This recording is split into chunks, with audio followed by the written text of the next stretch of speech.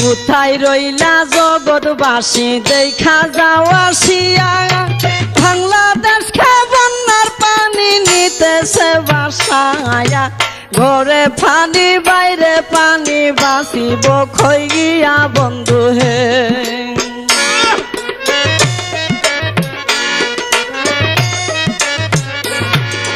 মানুষের দুর্দশা দেখলে চোখে পানি ঝরে, কি গজব পাঠাইল আল্লাহ বাংলার ভিতরে, হাহাকার পড়িয়া গেছে গ্রামের ঘরে ঘরে বন্ধু হে।